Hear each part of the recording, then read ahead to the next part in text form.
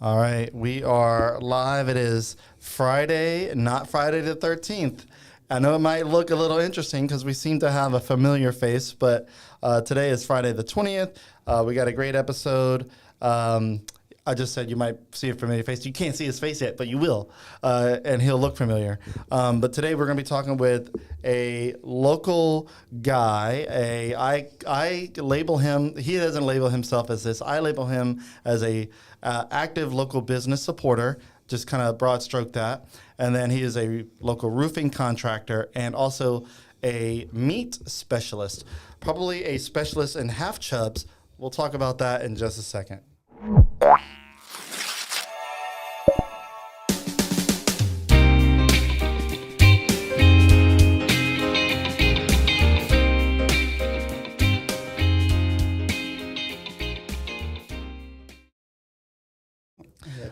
All right.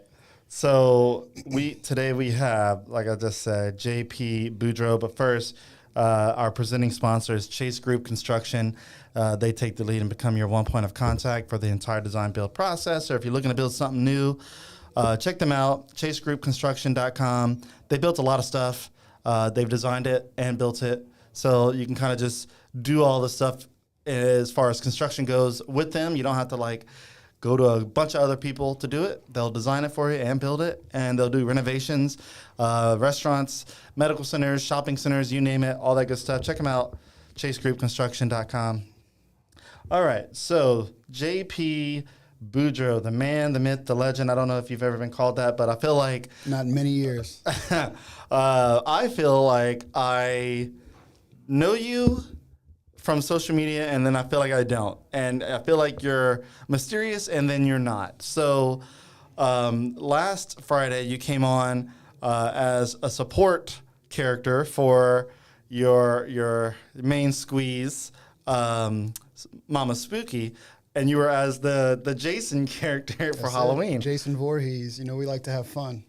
Yeah, I love it. So we didn't really talk much about who you are and get to know you because it was majority of the Spirit Halloween vibe and all that, and you were kind of in a character. So I want to know a little bit about you. If you want to just tell us a little bit about who JP Boudreaux is. All right, guys. My name is JP, Jean-Paul Boudreaux. I'm from Youngsville, Louisiana, born and raised.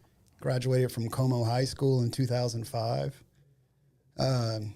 Got into a long career, in the oil field. I was a mud engineer for Halliburton for many, many years. Got out of the oil field in 2017. Got into car sales. Found out that's where my true passion was, sales, problem solving and helping people. Transitioned to roofing contractor a year and a half ago. Okay. So you were born and raised here, you said? Yeah. Okay. Yeah. With a name like Boudreaux, I would assume, at least somewhere down south. About as Cajun as it gets, Jean-Paul Boudreaux. Okay, and said in 2005, what happened in 2005? That's when I graduated high school. Okay. Just giving a little perspective on how old I am and where I came from. Oh, I graduated in 2005 too, so yeah. I don't feel old. I take that back. My back feels old. My mental doesn't feel old. I feel you on that. I feel the exact same way. It's hard to get around sometimes when you wake up. You gotta warm up. Look, I'll sit on the couch the wrong way, and I'm like, oh my God, where's the BC powder at?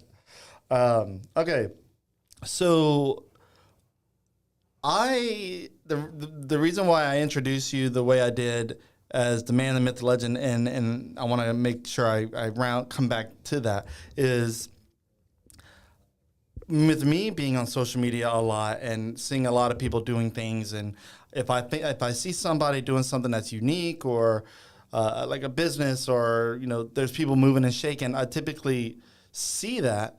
And I get curious, and over the past few years, I've seen your face a lot. And I feel like I've seen your face so much that I feel like you work or own all of these companies that I see you promoting. Yeah. And I'm like, dude, does he just own all of these companies or has a stake in it?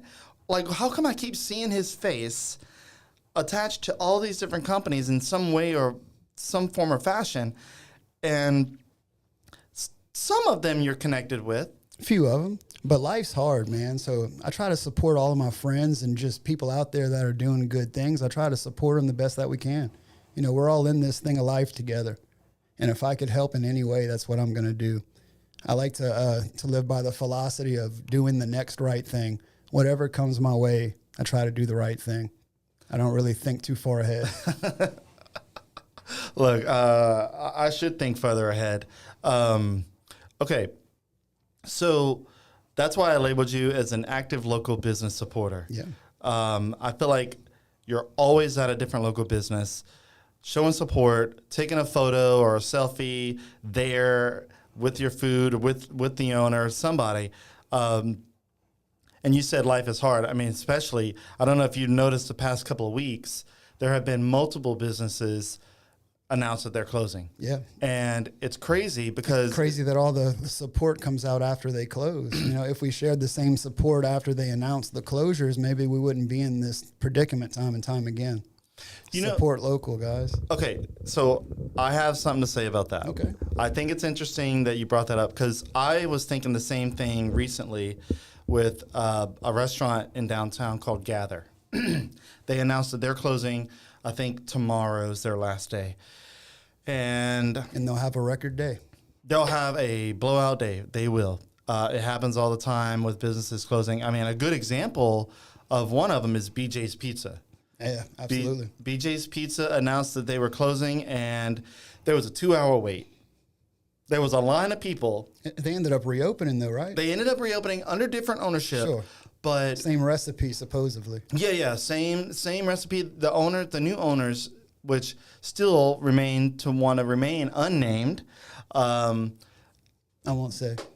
Yeah, you know, they don't want the glory Sure. of opening it.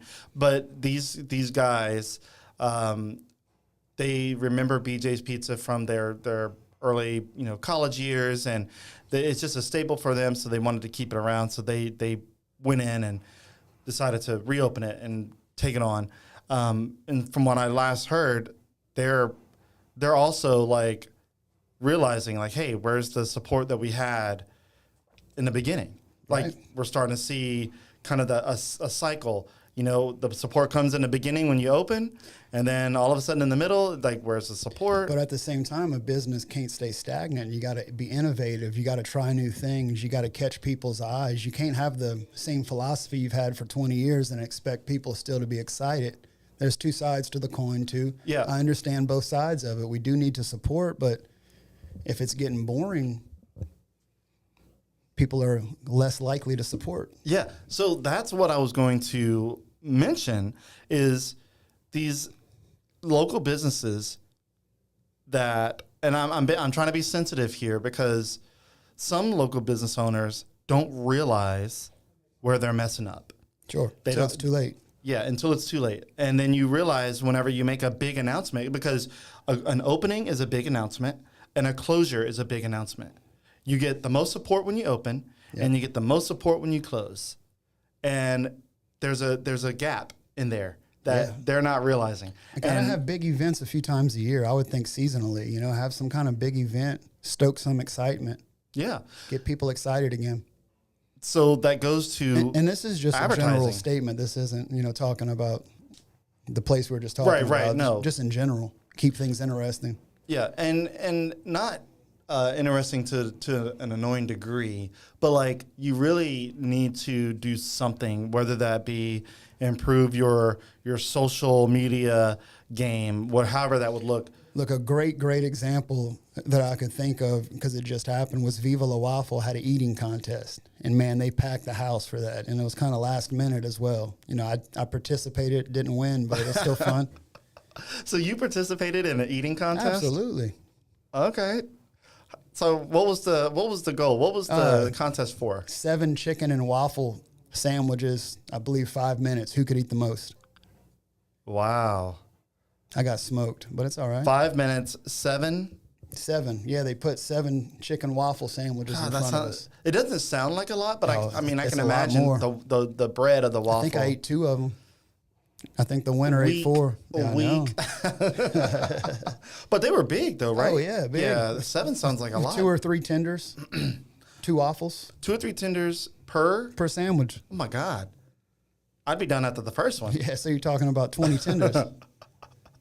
Okay, But yeah. things like that really stoke excitement, get people excited. You know, don't be stagnant, be new, be innovative, take some risk too. Not everything is going to be a home run, but you missed every shot you don't take. Mm-hmm. And I'm glad we're talking about this because I wasn't expecting to talk about this, but this is kind of we didn't look. Yeah, this is straight off the cuff, guys. We had no idea what we were talking about. We didn't have a game plan We were for this just freestyling. podcast.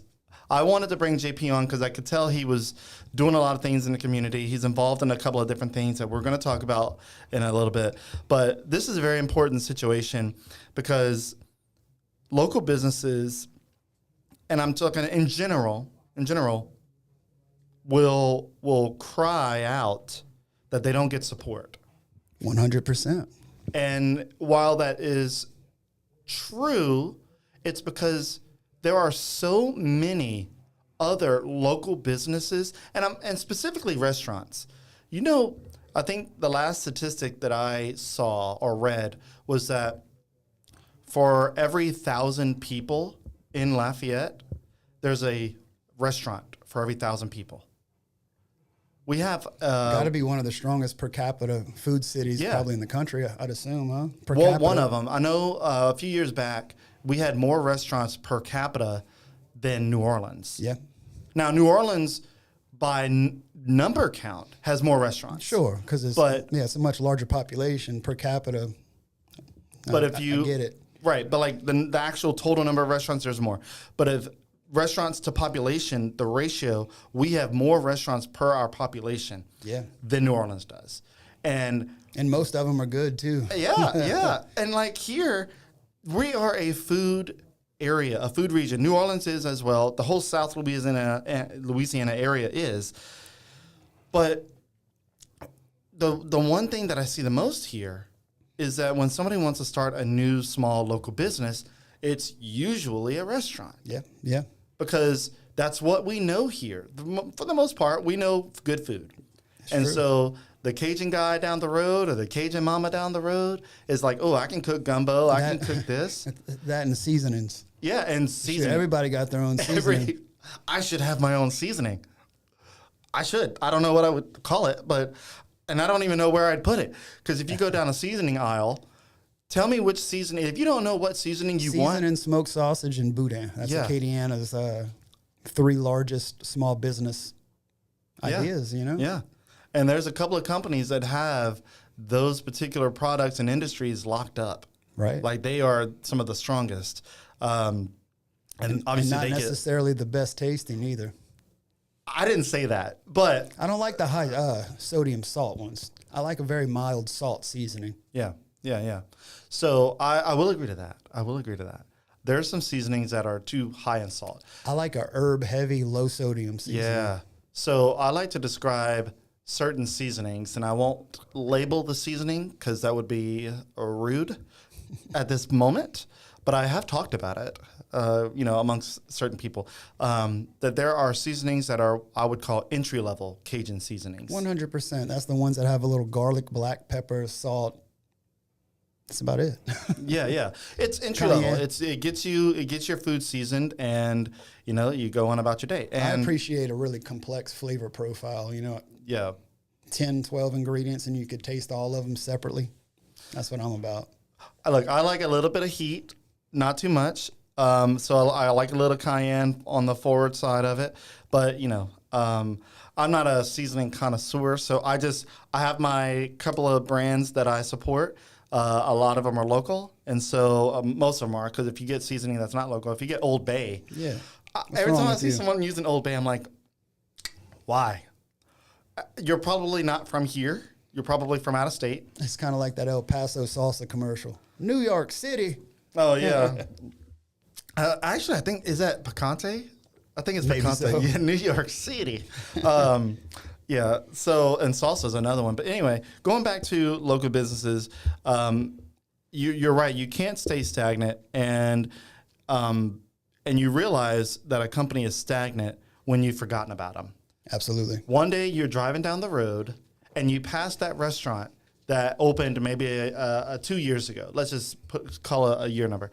And then you realize, like, babe, we need to go there again. It's been a while. Yeah, something that I'm noticing is, these companies, they'll come out of the gate kicking butt. They get a little complacent, get stagnant. They had really good success the first year. That second year, they kind of glide into it. The success gets smaller and smaller. And then that third year, they're panicking. Yeah. Keep it new, keep it fresh. Yeah.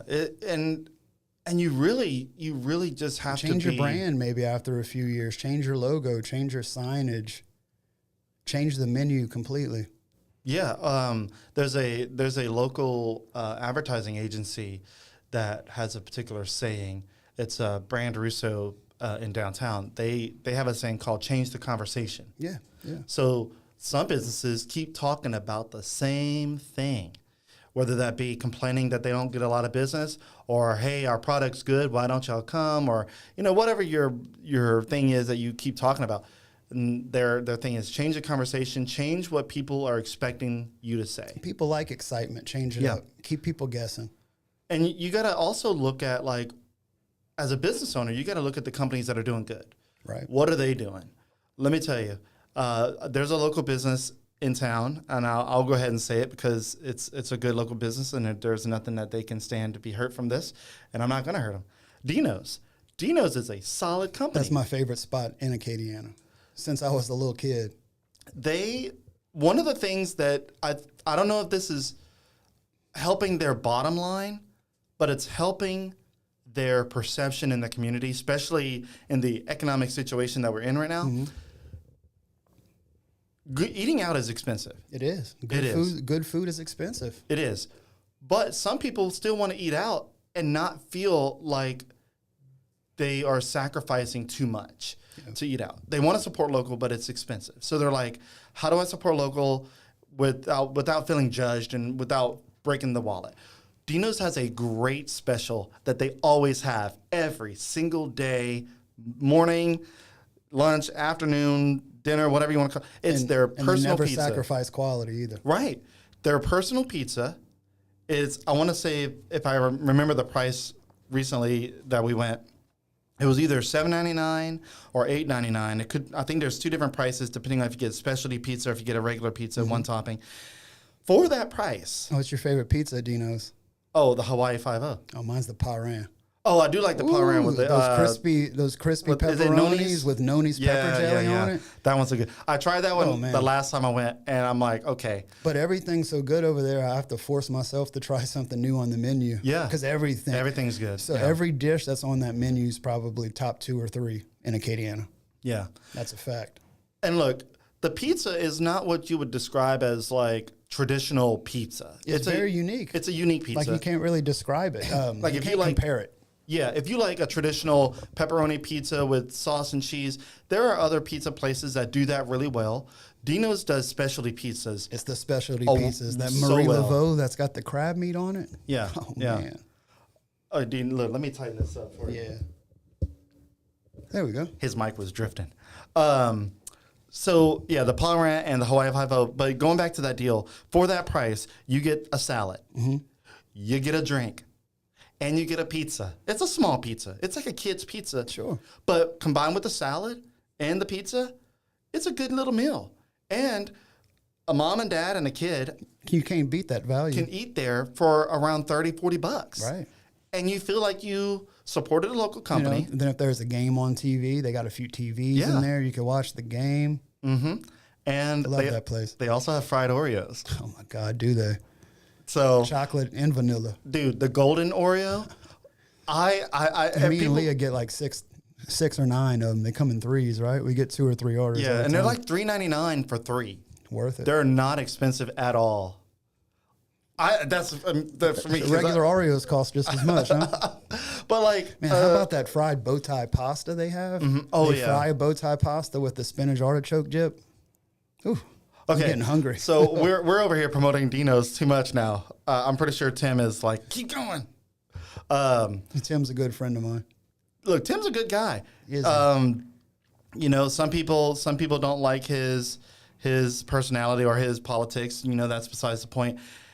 He is a good local business owner. Well, he taught me a lot, and then a lot of the things that I do supporting local businesses, I kind of learned from him. You know, he's led the way and been a great mentor for me, especially in that aspect. Taught me a lot.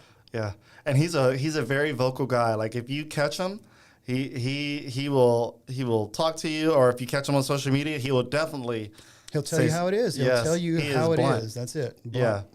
Yeah. But that's a good example of a company that is always doing something unique. They always have a product that's unique. There was a couple of years back, they had everybody was talking about different burgers, and he came out with the pizza burger. Man, their burger's so good too. Have you tried their burger? I have not tried any of their burgers because there's so many pizzas that I have not had yet. One of the best burgers in town. So like for lunch, obviously I don't want to eat a big giant pizza. So I'll go in and get a bacon cheeseburger, add Noni's pepper jelly. Oh, yeah. Oh, man. Yeah. See, look, you just, as a business owner, you really need to think about the things that you offer and the way you spice things up, literally. Then also as a business owner, something that I've noticed that helps a lot is helping other businesses. Mm-hmm. You lift others up and you start like a coalition of small businesses that go out of their way to help each other. Right. That means the world to other small businesses and in turn helps you. Yeah. Karma's undefeated. You put it out there and you get it back. So we're going to continue on that note in just a second. I got my last sponsor that I want to mention real quick. It is the Music Academy of Acadiana. They're Acadiana's top choice for music lessons in the Lafayette area and beyond. They teach students in piano, guitar, drums, violin, saxophone, flute, audio production, and they can even help you improve your voice. They've sent students to college and major music competitions like American Idol and The Voice. And they're founded by UL Lafayette Music School graduate Tim Benson. Great school, located right there by Sam's Club on Ambassador. Tim is also in a cover band called The Criers, really cool.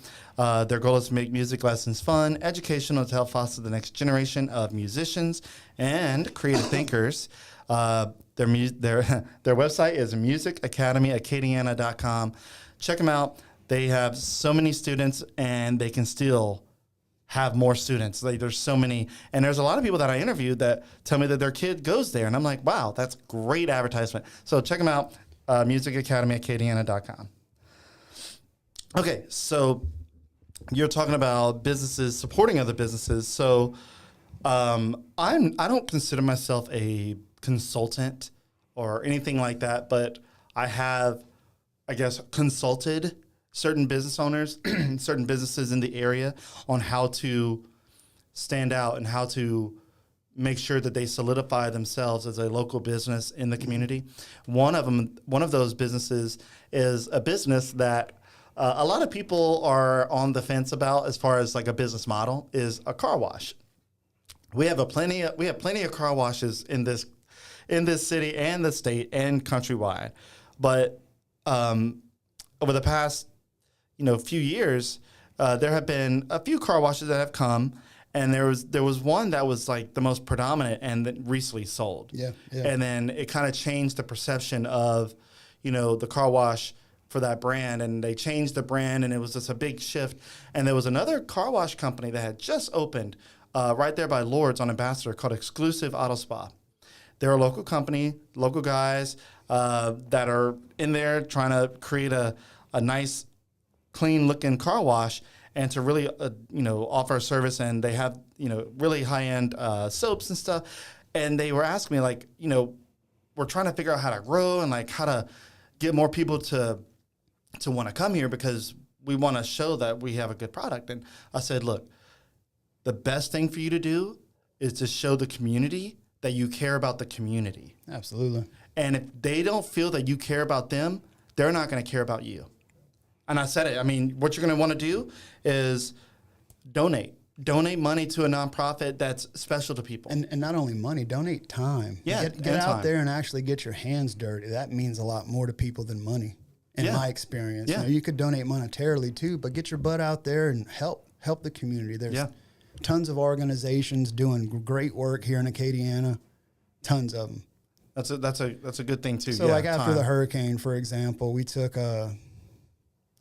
300 pounds of bougie bologna bites, and we did a pastalaya in Morgan City. It was 100-pound plus. We fed 1,500 people. Yeah. You know, things like that. That's what you need to do. Get out in the community, and don't do it to help your business. Do it to help your community. Then the business just comes with it. Yeah. Do the right thing, and then business follows. Yeah. So speaking of, great segue there. Bougie Baloney, he just mentioned it. You're considered a meat specialist now. That's it. I specialize in a lot of things. I'm a diverse individual. Yeah, he is. He's also a great Jason impersonation for Halloween. So going back to the Bougie Baloney thing, how did you get started with Bougie Baloney? So my good friend Ross Brown developed this product about 3 years ago. You know, just passion of barbecuing and smoking meats. He came up with a bologna because people don't really like bologna. So it's a bougie bologna. It's 100% pork shoulder, only premium cut meat, smoked for 8 hours with a very special seasoning blend. It's more like a smoked sausage sliced into a deli meat. Yeah. And we're in every Rouse's, Champagne's, Nunu's, Fresh Pickens, several other little meat markets, but we're in every Rouse's throughout Louisiana, Mississippi, and Alabama. So what's your involvement with Bougie Baloney? I wear many different hats, but more of the business-to-business sales side of it, you know, helping the company grow throughout the country. Okay. But several different things. You know, I've had an entrepreneur spirit since I was a kid. I was 6 years old growing tomatoes and selling them door to door. I had a garage sale every week, selling lemonade every week. So you were growing tomatoes, selling those door to door, and then lemonade? Yeah, been picking pears from my grandparents' pear tree and pulling them in a wagon, selling, you know, door to door. Wow. So entrepreneurship and marketing has been a passion of mine, you know, ever since I could remember. Yeah, I can tell the marketing side of it because you're always taking photos, you're doing selfies, man. You're promoting. Yeah. And I just try to be myself, really. I just be myself, put myself out there. You know, not everybody likes ice cream, so it's okay if, you know, not everybody likes you. Yeah. Being yourself, being your authentic self is the biggest flex that a human being could do, is being yourself. And that's what I try to do, and I encourage everyone else to be themselves. Yeah, some people don't know who themselves are, though. Took me about 35 years until I even had the slightest idea who I am. Right. I'm 38 now, so. It took you 35 years, so it's like you were, 4 years old, realizing, I know who I am now. No, I didn't know who I was until I was 35 years old. Oh, no, duh, you know? That's, okay. It's a lifetime My math journey. is off. Yeah, it's a lifetime journey. Yeah, you're right. My math was way off. So like, for example, yesterday, grand opening Rouse's, Picayune, Mississippi. We did about an 8-hour demo, sold 8 cases. Wait, so y'all went out to the opening of Rouse's? Absolutely. Okay, wow. Yeah. I saw it. It looked team. similar to the Camellia Boulevard location. It looked similar to that. Very similar. This was an old Winn-Dixie that they revamped into a Rouse's. Okay. I think Rouse's is up to almost 70 locations now. Yeah, that's crazy. I mean, I remember a few years ago they had just a handful. I can remember going to the original one in Houma, you know, working offshore, stopping there to get one last good meal before you hit the water. Yeah, they were founded in Houma, right? Yeah. Houma, Thibodaux, and Morgan City, I think, are the original 3 cities or towns. I guess, you know, Morgan City's not really a city anymore. Right. It's still just got the name. Okay, so Bougie Baloney, man, you didn't mention this, but I love this, and this may be something that you guys are trying to maybe not stick with, but it's 100% butthole free. Is that something? It is. So it's 100% butthole free, but, you know, being in the corporations like Rouse's, we kind of toned it down a little bit. Yeah. But we still have a butthole free brand, you know. So we got a whole clothing line coming out. Y'all look for that. It's going to be a separate entity, though. Okay. Then check us out on Facebook, the Butthole Free Club. Yeah, Join yeah. It. You know, it's a place where we could share all of our butthole free recipes. No buttholes. No buttholes are allowed. You got to pay extra for that. Yeah, and then last week you gave me a pack of Bougie Baloney. And what'd you do with it? We haven't opened it yet. We're waiting for the right time because we have some bread. We want to make a little sandwich. My wife's been begging me to open it, but this weekend is definitely going to get cracked open. And it's the jalapeno version. That's the best, man. And that is the best one. They're all good. Absolutely, There's only 2 kinds right now, or do you have more? Well, we have a breakfast sausage that's only found at Fresh Pickens, I believe. It's not in Rouse's yet. The breakfast has a little steamed syrup in it. Okay. So you get that little caramelization when you fry it up. Yeah. I had I had the Bougie Man on several months ago talking about bougie bologna, and this was when he was still kind of getting started, and he wasn't fully out of the oil field yet. Sure, yeah. And now he's officially out of the oil field. Yeah. He's excited about that. And, slinging half chubs, man. Full chub coming soon. What? Yeah, so me and Ross both worked for Halliburton for several years. You know, that's how we have a lot of common ground, because we understand what hard work and dedication really is. You know, a lot of people that haven't been in that kind of lifestyle have no idea, you know, what it takes to truly succeed and to accomplish things. So y'all both worked at Halliburton? Correct. We didn't work together. So he was a CMEtter and I was a mud engineer, but we both worked at Halliburton for several years. A mud engineer? Yeah, drilling fluid engineer. Yeah. I'm familiar with the term, but like, tell me a little bit about what goes into engineering mud. So engineering mud is basically checking your chemical compositions of the drilling fluid. I would do a chemistry test, checking the alkalinity, the pH, the viscosity, just different properties of it. And I would engineer it based on the properties that we needed for the program we were running. So if my alkalinity was low, I would know that I'd have to add some lime to it. If my viscosity was too thin, I would add some thickening gel to it. And then as you drill into different contaminations down hole, it changes your drilling mud properties. So it's my responsibility to sniff those out before it started to affect the wellbore safetiness and stability. Wow. So if you remember that BP incident, that was due to pencil whipping mud reports. They lied about the properties and it got out of hand, and then the mud didn't hold the pressure down anymore and it kicked back, and you know, they had a severe kick. Yeah, that was a bad situation. Yeah, we all know what happened there. Yeah. The mud engineer on that job, I believe, got charged with manslaughter. Seriously? Yeah. Dude. For negligence. And you say pencil whipping, basically lying on paper. Yeah. Just kind of making it fit. I'm not going to check it. I'm just going to say it's this. And then day after day after day, doing that for a few weeks gets to the point of no return. Wow. Crazy. I didn't know that far, man. Pretty stressful job, so I'm glad to be out of that life. Oh, yeah. I wouldn't There were times where I was up, 72 hours out there killing a well, doing a well control situation. 3 days up. You start hallucinating after that second day. Yeah, I would start hallucinating, towards the middle of the second day. It wouldn't take me long at all, especially if it's a full 24 hours. I'm starting to see things.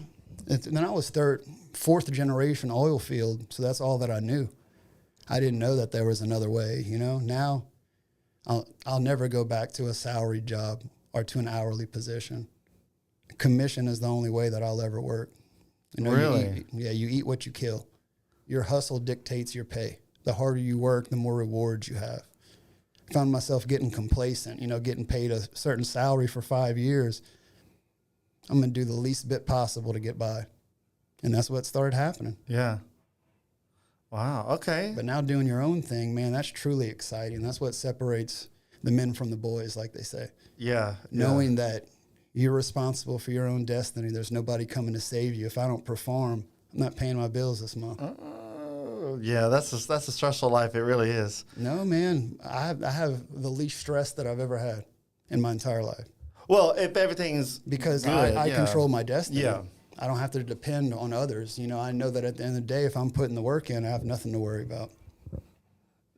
I agree with that, but I also have to do, a lot of sales and things to pay my bills. And there are times when I'm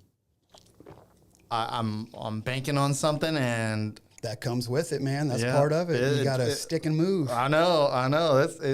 That's the stress I'm talking about. Just the closing, and sometimes you don't make the close. Stressful, but at the same time exciting. Oh, it's definitely exciting. There's no greater high than closing a deal. Yeah. Oh no, it's definitely fun. I fell in love with it selling cars. There were some days where I'd sell 4 or 5 cars in one day. You try to close, 10 customers, so I would have 10 to 15 negotiations in any single day. Very exciting. Yeah, I thought about getting into car sales whenever I was younger. Long hours, man. Oh, I bet. Yeah. So 11 to 12 hours, 6 days a week. Oh. And the more you sell, the more they demand you're there, and the worse they treat you. Oh, man. See, I'm glad I didn't get into that because whenever I was younger, I was in my, I guess early 20s. I think it was like 20-something. I was living in Lake Charles area, and I wanted to go. I was in a spot where I needed to get a different job, and I said, let me try a car dealership. I said, maybe I can, sell cars. Very grateful for it, though. Yeah, and so I went and applied, and they had me take a personality test. The color test or the number, and the numerology rating or the color?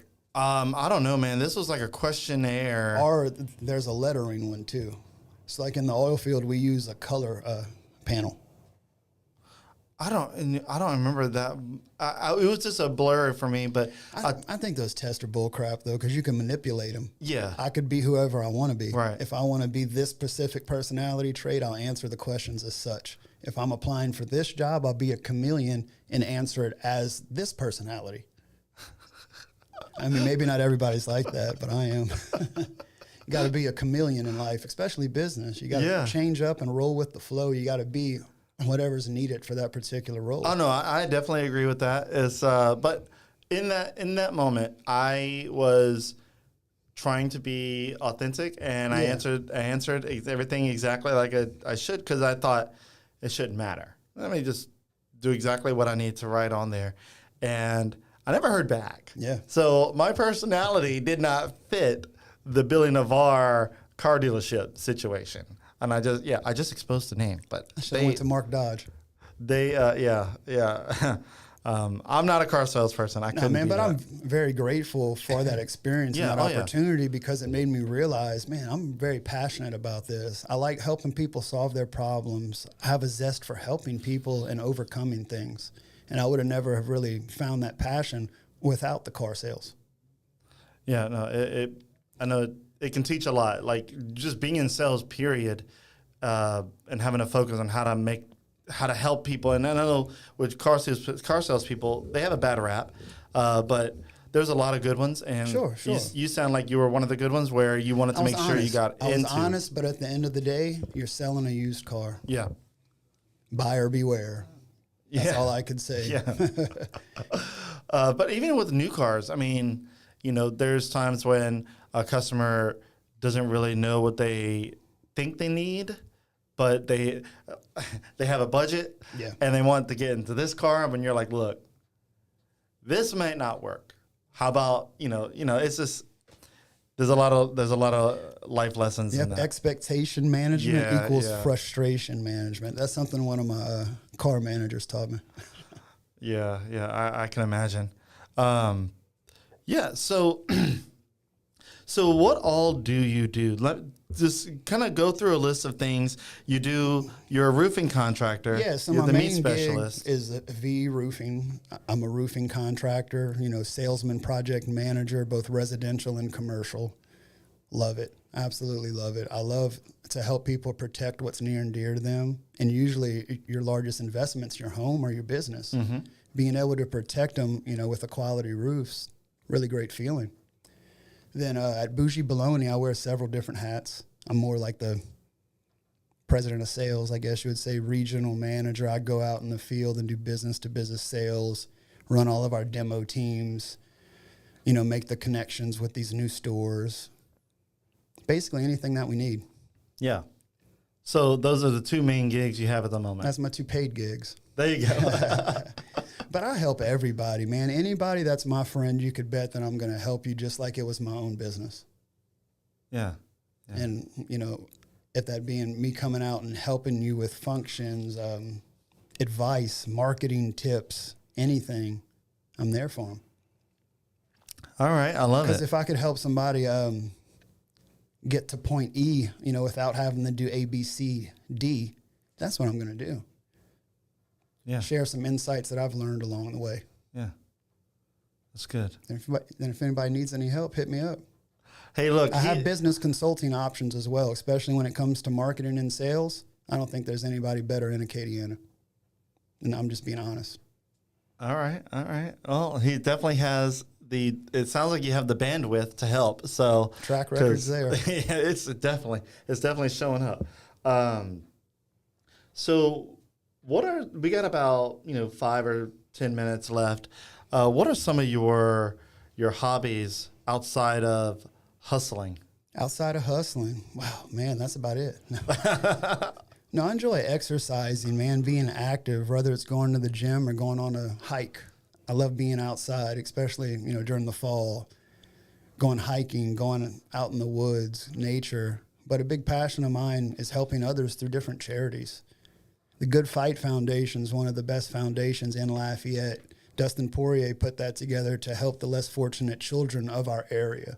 So he does school drives, school supplies, Thanksgiving feeds. So any chance that I get to help with that, I'm there. That's very near and dear to my heart, his heart, and to the community's heart. Then we go into less, what's the right word? Less advantaged sections of town and help build them parks, playgrounds, things like that. And what organization is that? That's through the Good Fight Foundation. Okay. That's, Tim. With Dustin Poirier. Tim Metcalf, Dustin Poirier, Dustin's wife, Jolie, does a lot for it. Very good organization. Okay. Wow. Do you like to fish? I do like to fish. Okay. I like to fish. I like to hunt.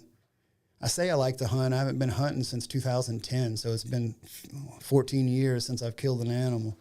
I don't know if I could do it, but yeah, I eat meat, so I feel like I probably need to do it.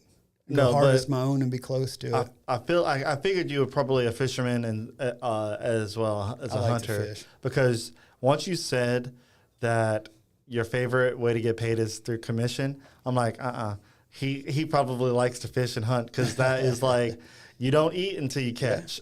Yeah. I like to garden as well. So of course you do, because you were growing tomatoes and selling them door to door. So a lot of people don't realize this. I do pepper jelly and hot sauce. Okay. It's called Mad Cat's Magic Sauce. Good Check Lord. me out on Facebook. Just add pepper that jelly, to the hot list. Sauce. I should have made an outline, because the more I think about it, there's more things will pop in my head. God, dog, yeah, man. but I really enjoy culinary arts. That's my true passion, obviously. That's why I got involved with Bougie Bologna, because I'm so passionate about creating art through culinary. Should have been a chef. But, the restaurant game is so oversaturated. Oh, yeah. There's a lot. So Leah Miller said, that's because of our cats now. What is in that? What were we talking about that's in reference to? I don't know, but I have 6 cats. We have 6 cats at home. They're all inside.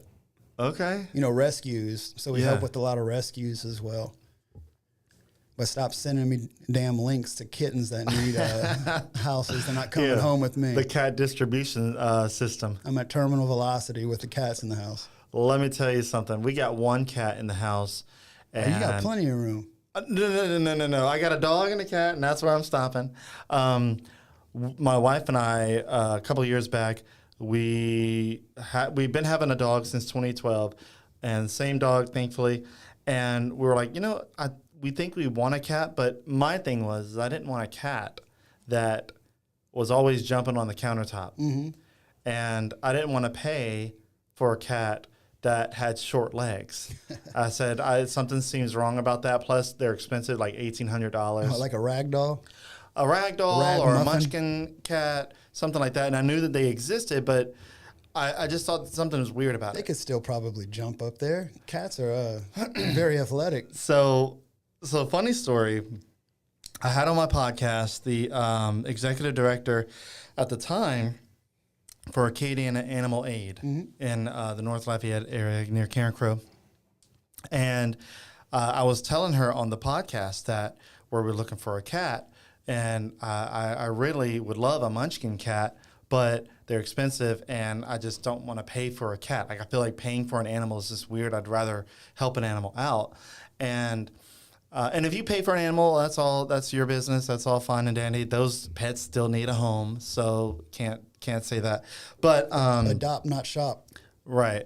Typically, if you can adopt first, that's the best thing. But and you never know what you could find if you search for it. Let me tell you, you never know. They have designer breeds that are at the pound as well, because people give up. So what's funny about this is after I had the podcast with the executive director, a week later, she reaches out to me. She says, "Hey, you'll never believe what we just got in." I'm like, "What?" She goes, "We got a munchkin cat." I'm like, "Seriously?" I said, "Is it a real munchkin cat?" She goes, "Oh, yeah, it's a real munchkin cat. Like, you can't say it's not," because she sent me a picture, and the legs were that full-grown cat that big. How old's the cat? You don't know? I think it was about 2 years old, a year to 2 years old. It was pretty much full-grown. Did it escape, or did somebody surrender I it? think it was a surrender. I think it might have been an elderly Sure. person that had it, and just you probably couldn't take care of it or Yeah. something. Anyway, so I think it's a ragdoll breed of a munchkin cat, really long hair, very pretty. And so we went to their cat cottage, they call it. Yeah. And it's like a house where I think it's cat cottage. Correct me if I'm wrong if you guys are watching, but so it's a house made just for the cats. So when you walk in, the cats own the house, rightfully so. They own any house they get into. That's it.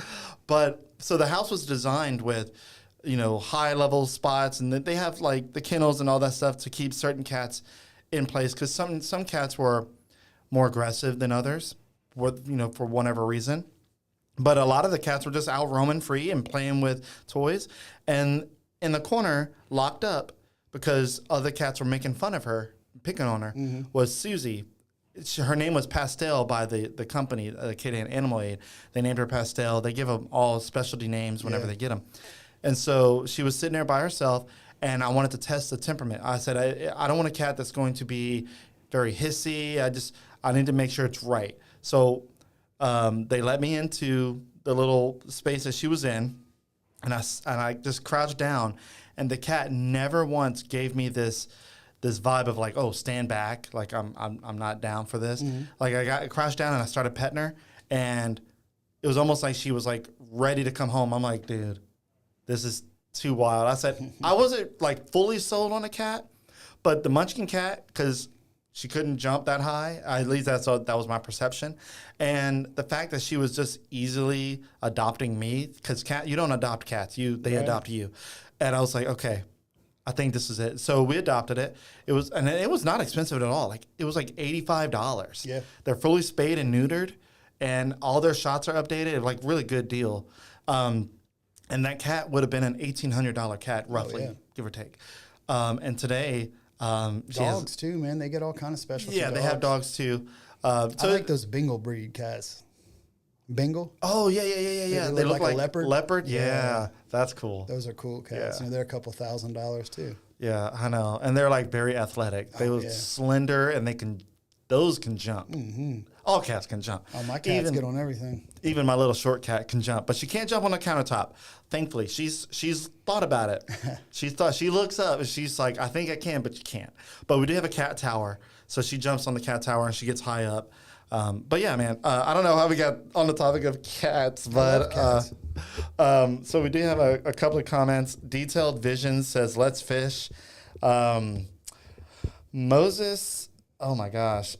He just tags his own business there, Outdoor Kitchens in Lafayette. Okay. What's up, Moses? So tag your business, that's fine. Don't be surprised if you get an advertising bill in the mail, just in case. Call me for your roof inspection. There you go. I'll be out and about. All right, so we're at 48 minutes. I need to wrap this up, and I appreciate you having to come on. Is there anything that we need to know about you that we haven't talked about? Because I feel like there's a lot more.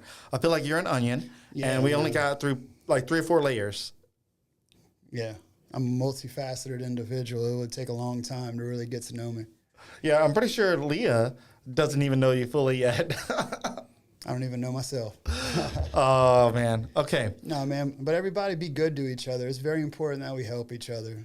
Times are getting uncertain. Things are getting crazy out there. Let's support each other. Let's look past differences. Don't let this political cycle get in between us being a community. Yeah. That's my main message for today. We're all different. We all have different beliefs. But at the end of the day, we all just want a safe place to raise our family and have the opportunity to make a good life for ourselves. Yeah. And I think especially in Lafayette, we just want to have fun. Absolutely. We want to have fun. And good example of what you're describing is whenever we have a festival of some sort, all of a sudden, it's like we're all together and we're all hanging out and vibing. and you're like, why can't this be all the time? You know, It should be. it should be. It should be. You know, life is the way it is. But great way to end that. I can't say it better myself. So, JP, it was great to have you on. Thanks for having me, Ben. Yeah, Always man. a pleasure, man. It was an interesting conversation. I'm glad the way it worked out because we talked about local business and some of the current things that local businesses are dealing with. We talked about things that you're working on and some motivational topics. I think it was very good, and I think I'm glad the way it went out. Thank you, Lafayette. Love you. All right, guys, that is it. I hope you have a great weekend, and we'll see you on the next one. That's it. All right, JP, again, thank you. Yeah, thank you, Ben. All right.